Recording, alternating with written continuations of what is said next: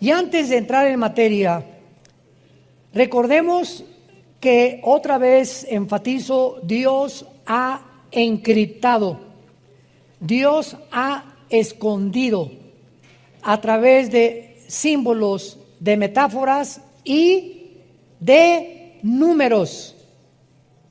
Porque hay un lenguaje de Dios en la numerología de la Biblia que se llama gematría, con G de gárgara. Gematría es la rama de la teología que estudia la numerología bíblica.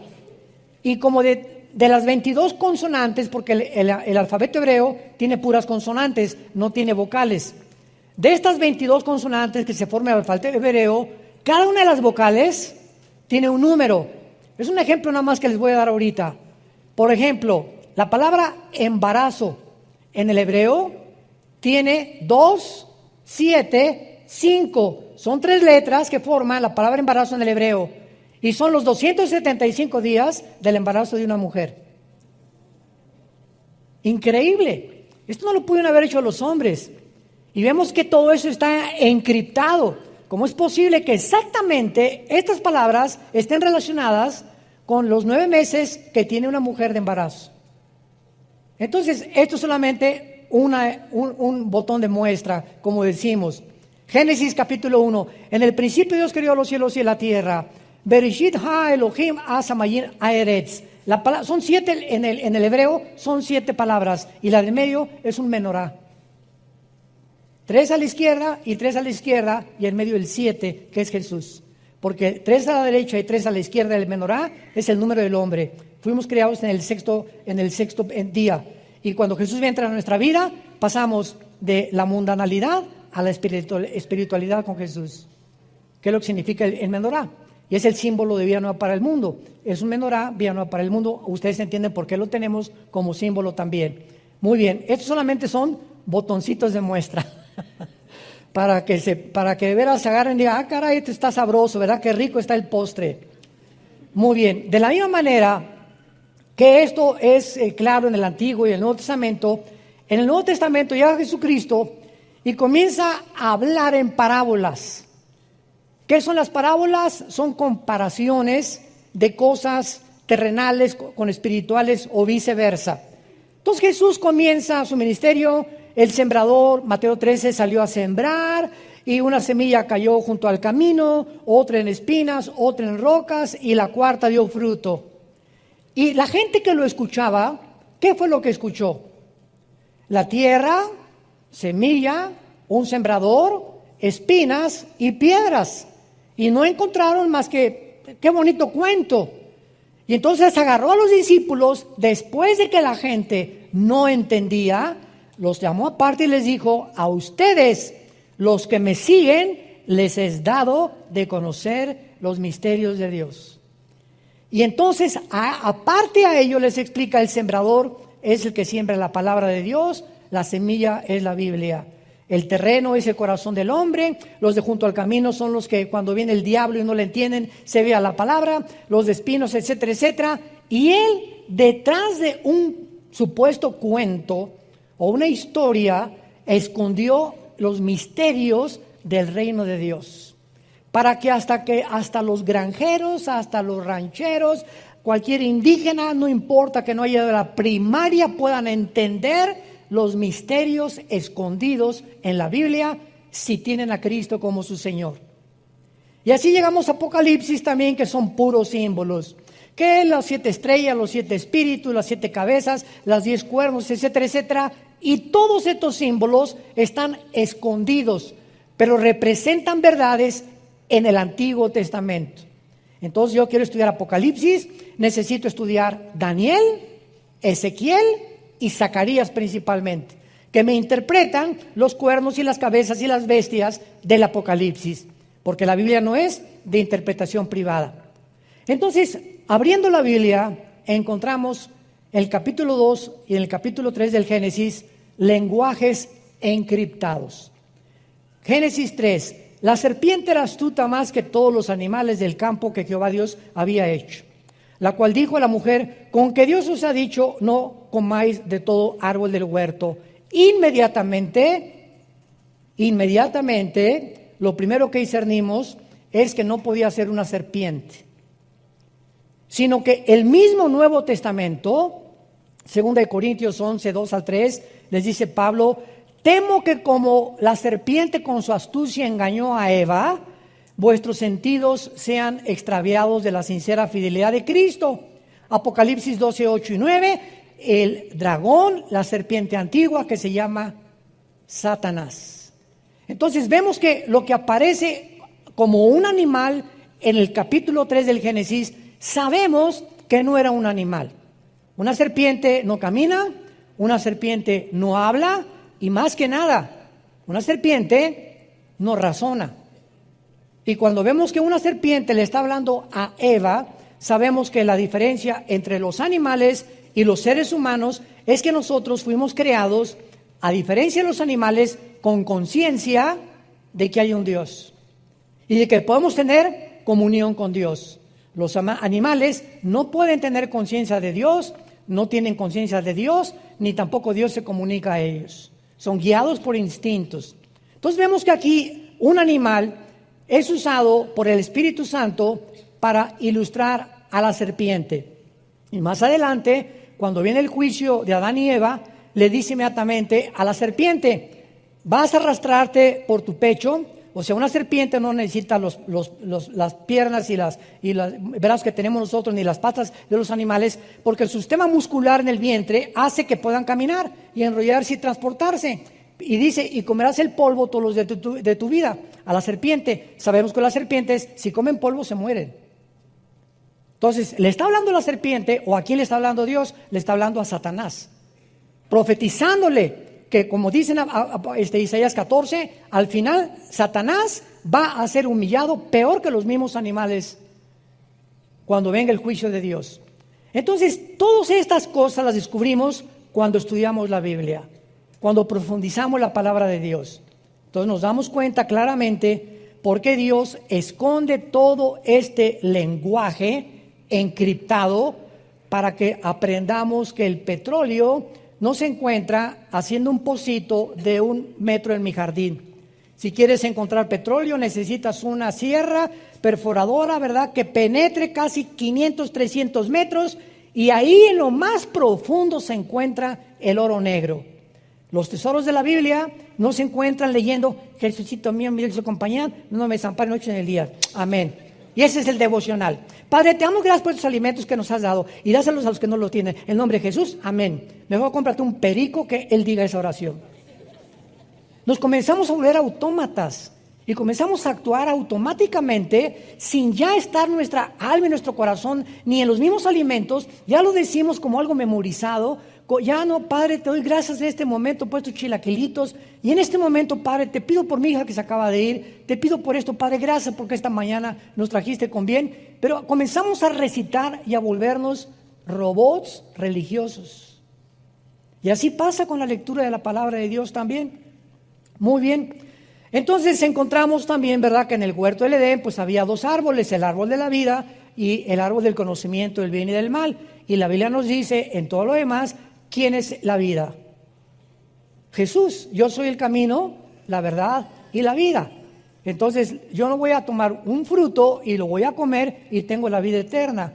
Dios lo encriptó y no sabemos que es Jesús la fuente de la vida.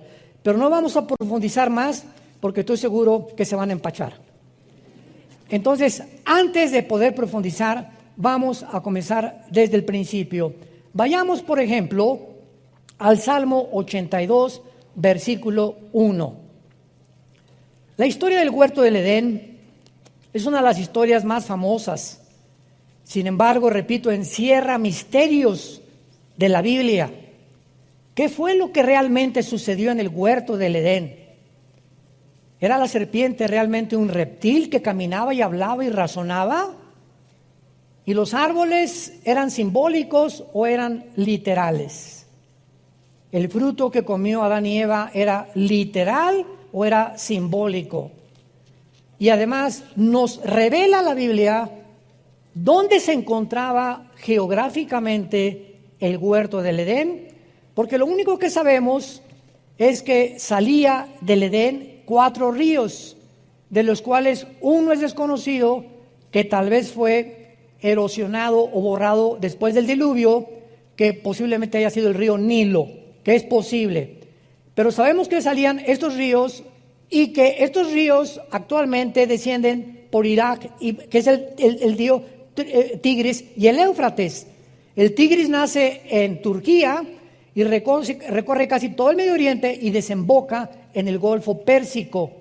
Entonces nos damos cuenta que como se encuentra ahorita, si agarro un mapa ahorita y pongo a Israel, y pongo a Jordania, y pongo a Irak, y pongo a Irán, y pongo a Líbano, estas naciones que nosotros vemos geográficamente divididas por fronteras, fueron divididas después de 1920.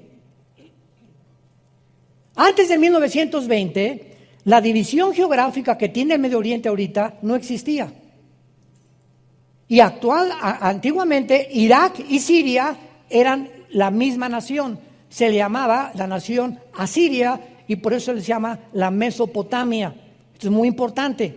Llega 1922, los ingleses derrocan al imperio turco, al imperio otomano, que tenían el control del Medio Oriente. Los ingleses toman el control del Medio Oriente. Viene la declaración Balfour de los ingleses, proporcionándoles a los judíos el derecho de regresar a la tierra, pero pasaron cientos de cosas que impidieron que regresaran, y entonces viene la Segunda Guerra Mundial. Hitler mata a 6 millones, y ante este espectáculo, ¿verdad?, nos damos cuenta que comienza el Medio Oriente a ser dividido, y todas las naciones que forman ahorita el Medio Oriente, de 1925 a 1950, 48, 50, fueron divididas por las Naciones Unidas.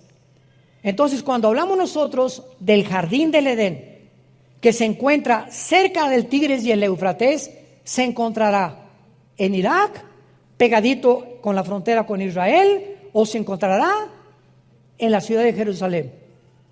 ¿Qué nos dice la Biblia dónde se encontraba el Jardín del Edén? Porque en el Jardín del Edén, escúchenme, fue el primer lugar donde Dios se comunica con el ser humano.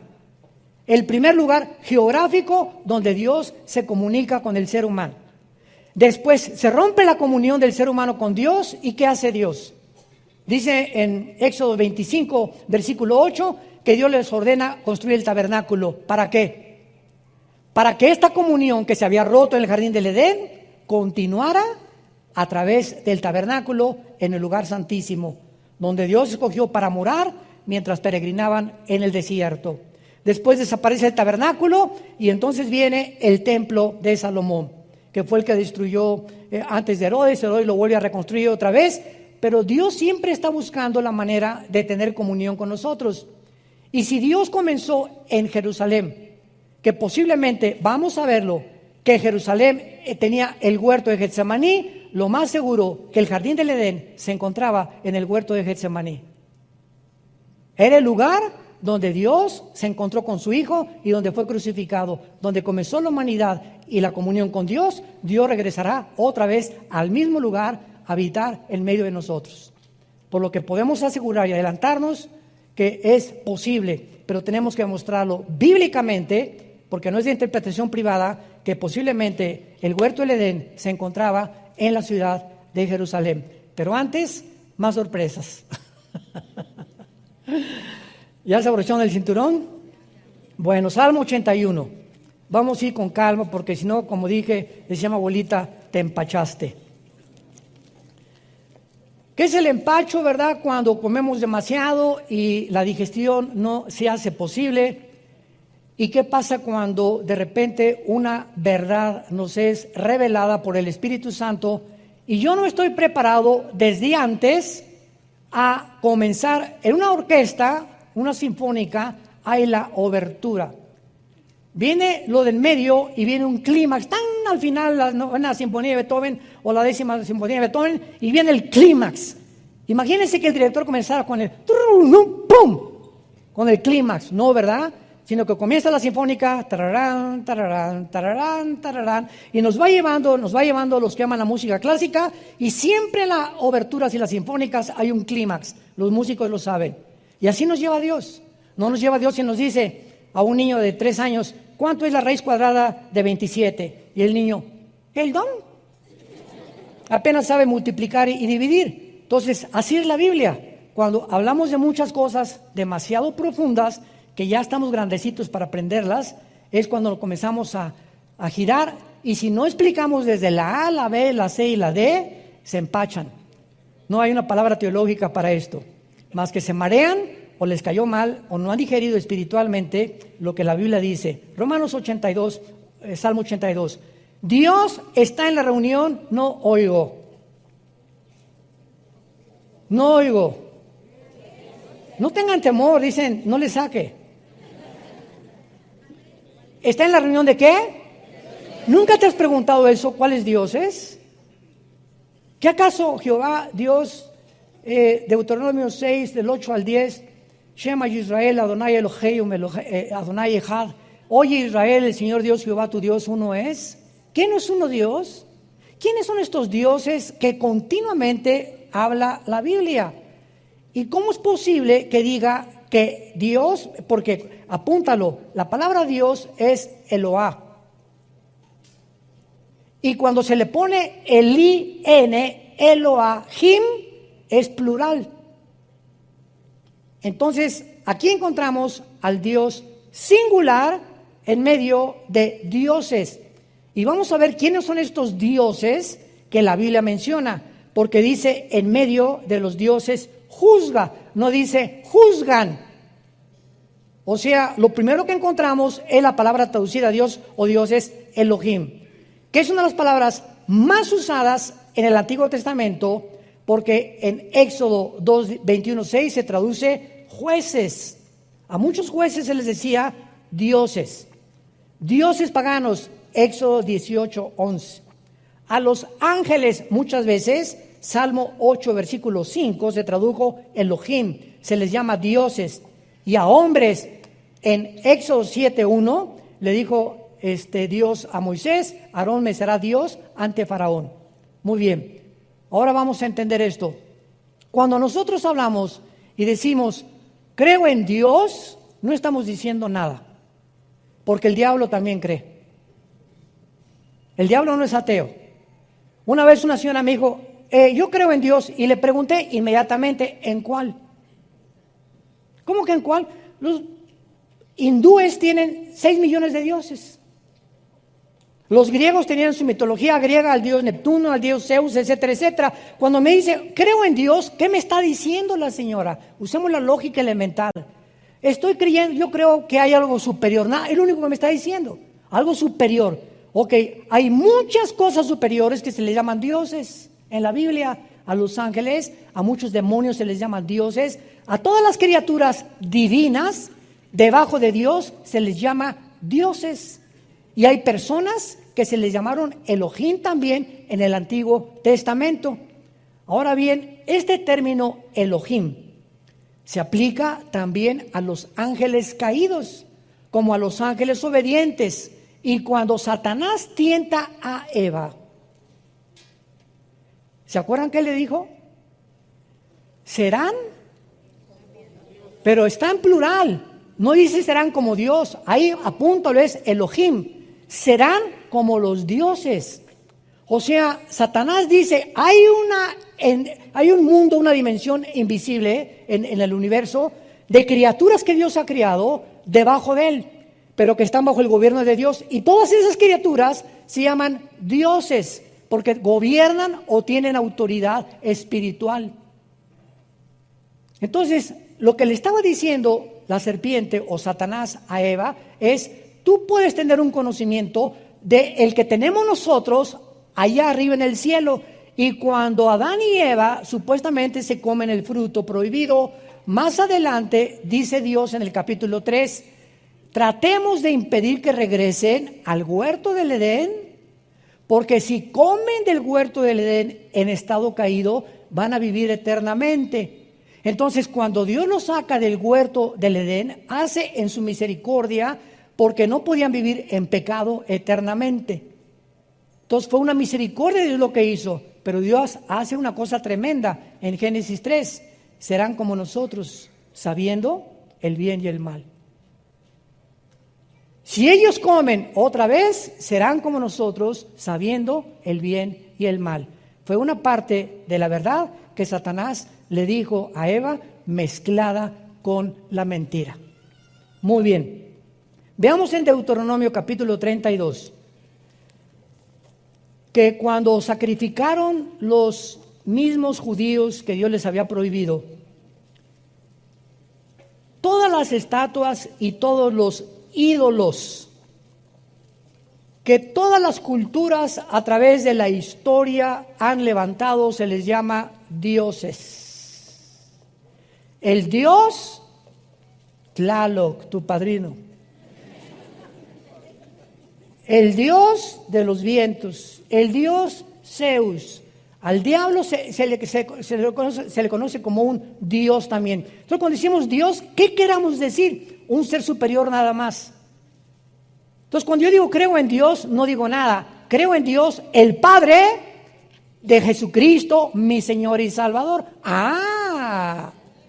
Ya estamos aterrizando. Es el único Dios vivo y verdadero. Los demás no tienen el poder que tiene el único Dios. Y su nombre no es Dios, es Yahweh, que es yo soy el que soy. Ese es el nombre de Dios. No es Pancho, no es Miguel, no es Dios. Él es el Dios y Padre de Jesucristo, o el Padre de Abraham, de Isaac y de Jacob. Así aterrizamos y nos ponemos exactamente en la atmósfera adecuada para poder realmente entender la Biblia y a quién le estamos orando. Porque hay mucha gente que ora, dice a Dios y le están orando al mismo diablo y a los mismos demonios. Lo vamos a comprobar. Deuteronomio 32, versículo 17. Dice Moisés, sacrificaron a los demonios y no a Dios. A dioses, o sea, a los demonios, se le está llamando dioses. A dioses que no habían conocido, a nuevos dioses, otra vez ponle ahí, es Elohim, venidos de cerca, que no habían temido nuestros padres. ¿Ya van avanzando? Ya van descubriendo que esa palabra Elohim no habla más que en plural de dioses, y Dios singular Eloa, cuando es in, el in aumenta el plural en el hebreo. Entonces nos damos cuenta que cuando muchas personas se hincan delante de una estatua, de una virgen o de un santo, o nuestra hija Natalia, que acaba de casarse, se fueron a Bali luna de miel. Me dice, papá, es el lugar más barato de México, de más que la Riviera Maya. En Bali, $100 diario con todo incluido en los hoteles, no te imaginas, pero está a casa allá donde nace el aire. Yo le digo, a mí no que me inviten, me aviento 18 horas en el avión y ¿para qué fui, verdad? Bueno, se fueron para allá y me decía, papá, no te imaginas la cantidad de templos que había por todos lados. Y diferentes estatuas, diferentes ídolos, y las, ¿cómo se llama? Las que ponen arriba de las iglesias también, y bueno, por todos lados, todos estos ídolos y todo Tlaloc y a todo lo que el mundo le llama dioses o implica algo con lo sobrenatural, son demonios. Detrás de esas construcciones, que de alguna forma magnética atraen a esas personas a que los adoren. Entonces, al estarte inclinando detrás de una estatua, sin que tú lo sepas por tu ignorancia, estás adorando dioses espirituales, paganos, que la Biblia le llama demonios. Cuando la mujer samaritana se enfrentó con Cristo, ¿se acuerdan Juan 4? ¿Qué le dijo a la mujer samaritana? A ver, bueno, soy adúltera, parrandera y jugadora. Y tengo 5 maridos. Bien has dicho, y con el que vivía en Amaciato, pero era religiosa. Y a las 12 del día fue a sacar el agua, porque las mujeres prostitutas no podían ir a la hora en que las mujeres decentes recogían el agua, a las 8 a 10 de la mañana. Por eso se le encontró a las 12 del día. Y Cristo sabía, y tenía una cita Cristo para encontrarse con esta mujer exactamente en esa hora, donde las peores mujeres iban a recoger el agua, porque Él venía por las pecadoras, no venía por las que se creían sanas. Y la mujer le dijo samaritana a Jesús, es que mis padres adoraron en ese monte, Y ustedes los judíos dicen que en Jerusalén. Era samaritana ella, peleados con los judíos. Y Cristo que le contesta, mujer, la hora viene cuando ni acá, ni allá, ni allá, ni en ese templo, ni en esa iglesia, ni acá, ni en musulmanes, ni hindúes, en ningún lado se encuentra la adoración, porque mi Padre es espíritu. Y los que le adoran, en espíritu y en verdad, es necesario que le adoren. Pero Jesús, antes de esta explicación, le dice, créeme a mí. ¿Cómo podemos encontrar cuál es la verdadera religión? No hay ninguna verdadera religión. Créele a Jesús. No seguimos ninguna religión. Cuando me dicen en Estados Unidos, en las aplicaciones, ¿a qué religión pertenece? Le pongo ninguna. A ver, venga, ¿para qué me hable? Oiga, pero usted es pastor, ¿cómo que no? Yo no soy religioso. El cristianismo no es una religión, Señor. Discúlpeme, pero lamento su ignorancia. El cristianismo es una relación personal. Usted puede ser católico, remojado, bautizado, con viernes primero, hindú, etcétera, etcétera, e irse al infierno. La religión no salva a nadie. Jesús vino al mundo para invitarnos a que le abriéramos nuestro corazón y que nos quitara las vendas y guiarnos a la verdad. Y seguimos a un hombre llamado Jesucristo que fue crucificado, enterrado y resucitado los 3 días. Él es nuestro Dios. Todos los demás son dioses falsos. Dice Santiago 2, los demonios también creen y tiemblan, pero nunca obedecen. Entonces ya vamos entendiendo y aclarando toda la terminología y todas las raíces etimológicas de las palabras, porque los medios de la televisión, los periódicos, los comentaristas, los entrevistadores, los supuestos politólogos, filósofos que hay en el mundo no tienen ni idea de lo que es el cristianismo. Y siempre lo relacionan con que es una religión, por ignorar la Biblia, porque es lo que se ha transmitido por tradición desde hace mucho tiempo. Entonces, la frase nuevos dioses, Elohim, venidos de cerca, aquí en Deuteronomio 32, 17, se refiere a los ángeles caídos que vivían cerca de Dios. Cerca de Dios y que ahora operan perversamente en el mundo. Ahora vayamos a Ezequiel capítulo 5, versículo 5.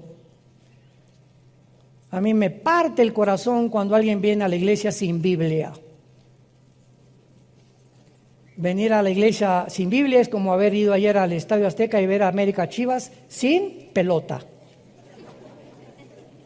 ¿Verdad? Si vas a un partido de fútbol y no tienes pelota, pues ¿para qué juegas? Venir a la iglesia sin Biblia es lamentable. Ezequiel 5, versículo 5, tremendo. Así ha dicho Jehová el Señor. Ya vamos comenzando a bucear. Ya estamos como a 10 metros de profundidad. Esta es Jerusalén, la puse en medio de las naciones y la tierra de alrededor. Apunta la palabra en medio en el hebreo. Es la palabra tawech, como suena con T de tío, A-W-S-H, tawech, y significa ombligo. Significa ombligo. La puse como el ombligo de las naciones. Es el centro de donde nosotros nacimos. ¿Qué es el ombligo?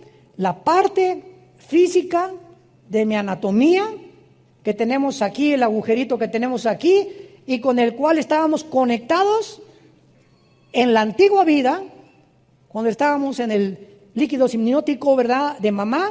Ahí era lo único que nos conectaba. Y cuando nacemos a esta dimensión y salimos de la dimensión de la matriz de la mamá al mundo, lo primero que hacen es que cortar el cordón umbilical, que nos separa de la antigua vida a la nueva vida. Y cuando Dios le llama a Jerusalén el ombligo, está diciendo que desde ahí nació la ley, de ahí Dios vino a morir, ahí fue crucificado, ahí estuvo en el huerto del Edén, ahí fue donde el monte Moriah. Abraham iba a sacrificar a Isaac. Ahí estuvo el templo de Jerusalén, el templo que está ahorita debajo de la cúpula de la mezquita de Omar. Es el centro de todo. Y ahí en Jerusalén comienza la tercera guerra mundial y en Jerusalén Dios bajará de su tercer cielo a poner su trono en la tierra en Jerusalén. Es el lugar más santo que existe en toda la historia del ser humano. La ciudad más perseguida, más odiada, la más controvertida de todas las cosas,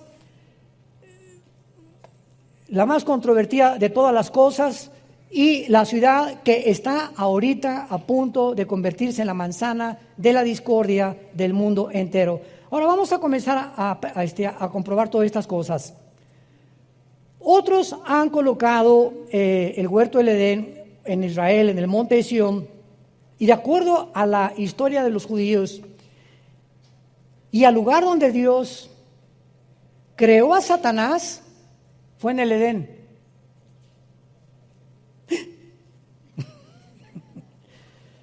Ezequiel 28, denles una vuelta ahí nada más a las páginas, vayamos al capítulo 28 de Ezequiel. Y antes de que nosotros fuéramos creados, o nuestros primeros padres, Adán y Eva, en el huerto del Edén, ese lugar geográfico fue el lugar de la creación de la criatura espiritual más sabia, poderosa, magnífica, bella, inteligente, que se llamaba Lucifer. Ahí en el huerto del Edén, donde ya lo estaba esperando Lucifer, Adán y Eva, ese lugar se puso celosísimo. Lo vamos a ir entendiendo por qué el ataque, por qué no atacó a Adán antes de que fuera creada la mujer, cuando estaba solito Adán. ¿Por qué cuando ya Dios saca a la mujer del hombre, es cuando Satanás se pone celoso y ataca a la mujer? Lo vamos a ver después. Bueno, aquí en Ezequiel 28, versículo 12 en adelante, vemos lo que iniciamos al principio. Hijo de hombre, Ezequiel 28, 12. ¿Levanta endechas sobre quién? Vemos cómo en la Biblia Dios pone al frente reyes o personajes para mostrarnos que detrás de los reyes y de muchos gobernantes se encuentran poderes de las tinieblas manejándolos. Entonces podemos ver a un Hitler, o podemos ver un Saddam Hussein, un José Stalin, ¿verdad? El que tú me quieras mencionar, y vemos al ser humano y los psicólogos, los psiquiatras, Stalin, Hitler, personas sociópatas, esquizofrénicas, paranoicas, todos los adjetivos de la psiquiatría, etcétera, en él. Pero detrás de todos esos adjetivos que descomponen una personalidad o la convierten en un loco, se encuentran poderes de las tinieblas, de acuerdo a la Biblia, operando en ellos. ¿Y por qué esas personas se descompusieron mentalmente y comenzaron a manifestar una insanidad mental, a decir cosas y actuar de manera no coherente, ni lógica, ni racional? Eso no lo entiende la psicología ni la psiquiatría. Y entonces cuando un psiquiatra o un psicólogo, con el respeto que se merecen, trata de ubicar a un paranoico, a un esquizofrénico, a un sociópata, a un psicótico, a una conducta normal, no tienen la terapia para hacerlo más que con chochos, con químicos, Valium, Ecuanil, Prozac, pastillas tranquilizantes. Y tú vas a un hospital psiquiátrico y el 99.9% de todos los pacientes en todos los hospitales psiquiátricos del mundo los tienen drogados.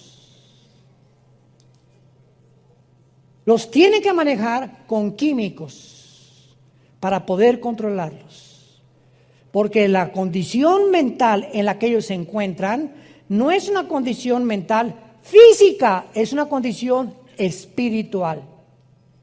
Y cuando alguien llega a desvariar o a comenzar a tener una condición de insanidad mental, a decir cosas sin sentido, incoherencias, contradictorias, cuando comenzamos a tener actitudes, en la mañana soy una persona con mi esposa, con mis jefes soy otra persona, en la iglesia tengo cara de San Clodomiro, y en la noche con mis hijos soy otra persona. Hay hombres que tienen 4 personalidades en un día. Se le llama desórdenes múltiples de la personalidad. ¿Y saben ustedes de dónde vienen estos desórdenes? ¿Por qué la persona no es íntegra? Yo soy lo mismo, tengo que ser en la iglesia el mismo, con mi esposa lo mismo, con mis hijos lo mismo, en mi trabajo lo mismo. Es lo que se llama integridad. Y la desintegridad es cuando se desintegra la personalidad. Y cuando venimos a Cristo, Él trata de que seamos íntegros de una sola pieza, porque eso nos da estabilidad mental. Cuando tratas de aparentar o poner una cara que no eres, porque con tus amigos, ja, ja, ja, y esto y el otro, y zapata, y pásamela el tequila, el otro, y llegas a la iglesia, santo, santo, santo. Y con tus hijos eres otro, y vas en el carro con tus hijos, y ves, pasa una muchacha guapa, y tus hijos ven como no la monitoreaste, casi la filmaste con los ojos. Dice, ¿ese es mi papá? ¿Ese es el que me lleva a la iglesia? A mi mamá le pone cara de que te amo, mi mamacita, mi periquito. Y relincha como caballo bien alimentado en Chapultepec por las muchachas. Te comienzas a desintegrar. Muy bien. Para no profundizar más, dice aquí en Ezequiel 28:12, que Dios le dice a Ezequiel que mire al rey de Tiro. Pero inmediatamente vemos lo que le dice Dios a Ezequiel que le diga al rey de Tiro. Tú eras el sello de la perfección. Esto no puede ser literal. ¿Se dan cuenta cómo comenzamos a descubrir qué es literal y qué simbólico es metafórico? No hay ningún rey de Tiro, ningún ser humano perfecto, más que Jesucristo. Tú eras el sello de la perfección, lleno de sabiduría y acabado de hermosura. Ya parecía que se parecía el rey de Tiro a Rambo. En Edén, en el huerto de Dios, estuviste. Y en ese tiempo, Ezequiel, ya no existía el huerto de Dios ni el Edén. Conclusión, vamos bien. No está hablándole a un humano. Está hablándole a una entidad espiritual representado por un rey para podernos revelar de quién está hablando. Ahora acuérdense de una cosa. El huerto del Edén, Dios no creó, síganme con mucho cuidado, a Adán en el huerto del Edén.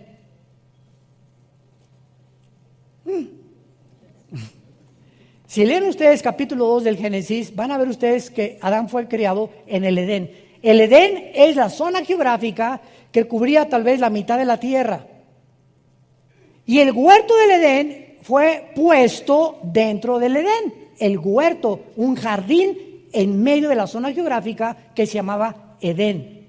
Entonces, el huerto era un jardín especial donde el ser humano iban a ser probados. Y Dios crea en el Edén a Adán, y ahí lo dicen en Génesis capítulo 2, y lo coloca en el huerto. La única que fue formada en el huerto fueron ustedes, las mujeres, en el paraíso de Dios. Con razón. Con razón nos traen como nos traen, ¿verdad? Hoy en la mañana se lo dije a mi esposita y me dijo, ay, qué bonita cosa me has dicho, con razón, ¿verdad? Le digo, con razón te amo tanto. Las mujeres fueron creadas en un paraíso, nosotros en el barro y en la tierra y en el lodo. Y ya que estábamos en Edén, de ahí fueron ustedes sacadas dentro de nosotros con otro cromosoma que nosotros no tenemos, que son los dos cromosomas X, y a Dios nos dejó el cromosoma Y genéticamente para hacernos completamente distintos. Pero esto es muy interesante, porque cuando venimos a la Biblia y encontramos en Edén, pero no solamente dice, sino que dice en el huerto de Dios, significa que no solamente estaba Lucifer en el Edén, sino que ahí estaba corroborando lo que Génesis 3 dice, en el huerto de Dios.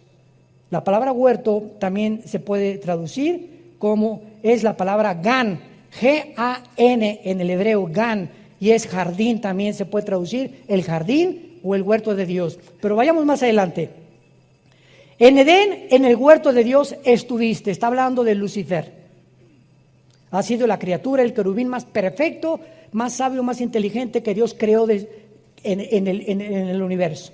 Y vean lo que dice Dios, que Lucifer estaba vestido con piedras preciosas, cornerina, topacio, jaspe, crisólito, berilo, ónice, zafiro, carbunclo, esmeralda y oro. Cuando vemos las vestiduras del sumo sacerdote en el Antiguo Testamento, y cuando él entraba al lugar santísimo en el mes de septiembre, ahorita nos encontramos en el mes de septiembre, octubre, en Tishri, ahorita es Rosh Hashanah, para los judíos, que es la fiesta de las trompetas. Muchos creen que en esta época es cuando Cristo viene del arrebatamiento. Muchos creen, no estoy seguro, puede ser o no puede ser, pero no sabemos eso, no podemos ser dogmáticos. Pero cuando el sacerdote entraba al lugar santísimo en este mes de Tishri, entraba con una fila de piedras preciosas, y son las piedras preciosas que usaba Satanás. Son exactamente las piedras que encontramos aquí también. ¿Qué nos habla esto? Que Satanás, antes de caer, no era su nombre. Satanás significa adversario, si lo quieres apuntar, en el hebreo Satán. La palabra diablo tampoco es su nombre. La palabra diabolos en el griego significa el que acusa o el que calumnia. Pero su nombre es Lucifer. Ese es el nombre de Satanás y del diablo, Lucifer. Los demás son títulos. Entonces, Lucifer, de acuerdo a la Biblia, era o ejercía una especie de sacerdocio en el cielo. Vamos a seguir leyendo. Todas estas cosas, dice la Biblia, esmeralda, los primores de tus tamboriles y flautas, estuvieron preparados para ti en el día de tu creación. Aquí la palabra creación es bara, de las tres palabras que hay, que significa de la nada. O sea, Lucifer apareció, jamás había existido, porque no es eterno, más que Dios. Versículo 14, querubín grande y protector. Lucifer es un querubín caído, no es un ángel caído, es un querubín caído. Tratemos de explicar. El rango más alto de los ángeles son los querubines. Podríamos llamarles un ejército, los generales de división. Los coroneles o los tenientes coroneles son los serafines. Y debajo de los serafines están los ángeles. Entonces, los ángeles significa malak, con K en el hebreo, mensajeros. Nada más. Nunca Dios ha mandado querubines más que en el huerto del Edén y en el tabernáculo, en el arca del propiciatorio, porque a los que Dios manda a la tierra son ángeles. Y uno de ellos, el más importante, es Gabriel.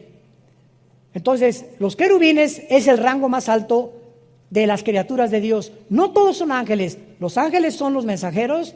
Los serafines están alrededor del trono de Dios. Esos jamás han bajado a la tierra. Y los querubines, más que Satanás, ha bajado al mundo algunas veces, como lo vamos a ver.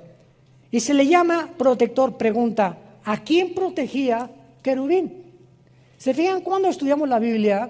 Comenzamos a preguntarnos, y no nada más así, tú querubín protector, te puse en el santo monte de Dios, estuviste, amén. ¿Por qué se le llama protector? ¿Había alguien a quien tenía que proteger? Lucifer, ¿te has preguntado eso? Vean ustedes cómo podemos descubrir los tesoros de la Biblia. Aun cuando Lucifer no había caído, existía en los ángeles la posibilidad de rebelarse contra Dios.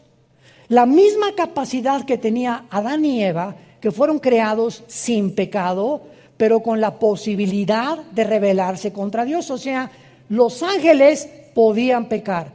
Adán y Eva podían pecar. Cristo, cuando fue tentado por el diablo, pregunta, ¿podía pecar? No podía pecar porque es Dios. Y él no fue tentado en su divinidad. Cristo no podía pecar. Entonces, cuando Dios lo enfrenta con Satanás a Cristo, no era para probar si él podía pecar, porque Dios sabía que no podía pecar, él era Dios, era su hijo, sino para demostrar que no podía pecar. Es como cuando un ingeniero hace un puente y lo inauguran y prueban el puente, no para ver si se va a caer, para demostrarle al mundo que el puente fue construido para que no se caiga. Entonces, Cristo no podía caer en tentación, porque Él era Dios. Esto es muy importante en la teología, a los que estudian teología. Entonces Satanás sí podía caer, y Adán y Eva sí podían caer, y cayeron. Entonces Lucifer estaba cuidando que cuando hubiera una rebelión en el cielo, él protegiera a Dios. Y al que Dios crea para que lo protejan y cuiden el reino de Dios en el cielo, es el primero que se revela y inicia la rebelión en contra de su Creador. Ahora entendemos por qué dice la Biblia en 2 de Pedro que a los ángeles no los perdonó Dios. Yo recuerdo antes de ser cristiano, le platiqué a mi esposa también hace como una semana, que una de las cosas que más me impedían a mí ser cristianos es que a mí siempre me ha gustado pensar mucho y leer mucho desde niño. Y yo les preguntaba a los cristianos, a mi hermano y otros que me llegaron a Cristo después, ¿Dios es bueno? Sí. ¿Por qué no perdona a Satanás? ¿No es misericordioso Dios? ¿Por qué no lo perdona? Y no me contestaban. Y este hombre se llamaba Giovanni Papini. Es un libro que él escribió, Giovanni Papini, tratando de criticar y de juzgar así. ¿Y por qué si Dios sabía que Lucifer se iba a revelar? ¿Para qué lo creó? Y son preguntas que requieren respuestas y que las tenemos en la Biblia. Entonces, cuando Dios crea a los ángeles, no crea a una entidad espiritual o entidades robots. Tenían que tener la capacidad de elegir libremente. Y como ellos fueron creados cerca de Dios y vieron a Dios, a los que mucho se les da, mucho se les pide. Por haber vivido tan cerca de Dios, no los perdonó Dios. Los seres humanos, los cristianos, nunca, dice 1 de Pedro, hemos visto a Dios. Confiamos y creemos en aquel a quien hemos visto, vivimos por fe. ¿Qué es la fe? La certeza de lo que se espera, la convicción de lo que no se ve. Si lo veo, ya no es fe. Si yo veo un paciente que se levanta en la silla de ruedas, voy a creer. No es cierto, porque la fe no es por la vista, la fe es por el oído. Romanos 10:17. Y entendemos por qué no perdonó Dios a los ángeles. Y cuando venga el infierno y el lago de fuego, ya no va a haber tampoco misericordia en el juicio final para los seres humanos, que Dios les brindó la oportunidad, como te la brinda en esta tarde, de venir a una cruz y que escojas la vida en lugar de la maldición, simplemente porque te encarcelaste en tu orgullo, en tus pecados, en tu dureza de tu corazón, y por ello serás responsable de las consecuencias de tus acciones y tus palabras en el día del juicio. Tú, querubín grande y protector, te puse en el santo monte de Dios. El santo monte de Dios es Jerusalén. Los rabinos judíos le llaman el monte del templo, porque Jerusalén está construida en una montaña. Cuando vayamos a Jerusalén el año que entra, vamos a ver todo eso geográficamente, con PowerPoint y todo. Es un viaje maravilloso en junio del año pasado. Inscríbanse los que puedan ir desde ahorita. Va a ser un viaje, a lo mejor será el último que hagamos, no lo sabemos, ¿verdad?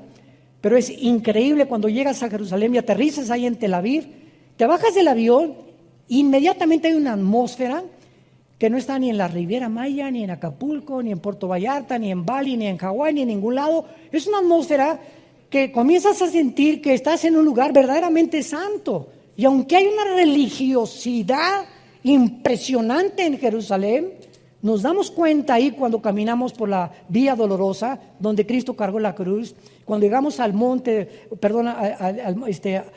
donde fue enterrado Jesús, y al huerto de Getsemaní y todas esas cosas, sientes inmediatamente, de veras, lloras. Hay una sensación en el aire que te hace llorar porque estamos conectados con Dios. Y toda la demás gente que llega y todas las demás religiones como si nada, como fueran a Cancún, a Acapulco, o a Taxco, o a San Miguel Allende.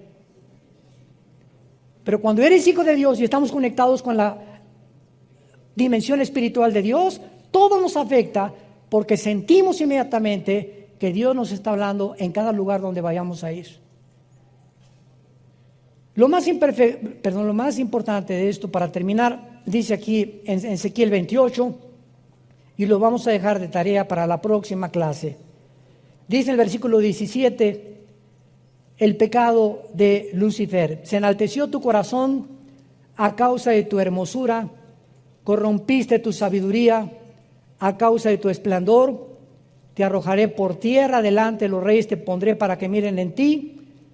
Por favor, pongan atención. Versículo 18, con la multitud de tus maldades y con la iniquidad de tus contrataciones. La palabra reculá en el hebreo, que se tradujo contrataciones, es comercio o tráfico. Aguántense. Traficaste, profanaste, y esta palabra chalal, C-H-A-L-A-L, chalal, significa violar. Y se usa en el Antiguo Testamento sexualmente. Traficaste y violaste. ¿Qué violó Satanás ahí arriba, Lucifer? ¿Con quién traficó? ¿Es posible que haya un tipo de reproducción de los ángeles? ¿Por qué dice en Génesis capítulo 3:15, tu semilla? Le está hablando a Satanás, tu esperma, la palabra ser en el hebreo es esperma, tu semilla estará en enemistad contra la semilla de la mujer. Y nace Caín, y Caín no aparece en la genealogía de Lucas ni de Mateo como hijo de Adán. Desaparece el mapa Caín. ¿Habrá sido realmente, como dice 1 Juan 3, era hijo del maligno? Caín, de alguna manera traía la semilla de él, y nuestra naturaleza que heredamos pecaminosa, ¿de dónde vino? Porque se transmite genéticamente por la sangre el pecado. Cuando nace un niño, no le dice Dios, ahora póngale pecado, no. Los padres transmiten a sus hijos, los 23 cromosomas míos y los de mi esposa forman el cigote, 46 cromosomas, y ahí está el ser humano completito y bien pecadorcito. Como dice David en el Salmo 51, en pecado me engendró mi mamá. Entonces, cuando comenzamos a profundizar todo esto, nos damos cuenta que en Génesis 6 los ángeles se metieron con las mujeres y produjeron gigantes. ¿Qué pasó en Génesis 6? ¿Algún problema o algún experimento genético que hicieron con las mujeres? Y Judas, antes de Apocalipsis, la epístola de Judas dice que los ángeles, igual que los sodomitas, se fueron en pecados fornicando, igual que los sodomitas. Fornicando los ángeles. Oiga, hermano, pero acuérdense de Mateo 22. ¿Qué dice Mateo 22? Cuando se casen, cuando resuciten, no se casarán ni serán en casamiento, serán como los ángeles están en el cielo. Los ángeles en el cielo no tienen acceso, cuando bajan a la tierra, tienen forma de mezclarse con los seres humanos. Y producir engendros, y producir fenómenos o mutaciones genéticas. Niños que nacen con 2 cabezas, niños que nacen descerebrados. La mayor parte de las veces es un problema de drogas durante el embarazo o de que algún antepasado estuvo en la brujería, pero encontramos que se transmite todo genéticamente. Todo tiene un origen. El origen de los árboles, ¿qué es? Una semilla. Ese árbol inmenso estaba concentrado, el volumen de eso en una semilla. Nosotros, ¿cuál fue nuestro origen? Un esperma de mi papá. En un esperma de mi papá, el óvulo de mi mamá, ahí se juntaron, ahí estabas tú y ahí estaba yo. Y míranos ahora, cerebro, orejas, oídos, páncreas, hígado, sistema cardiovascular, gastrointestinal, piel, millones de células, de cromosomas, etcétera, etcétera, todo en una semilla.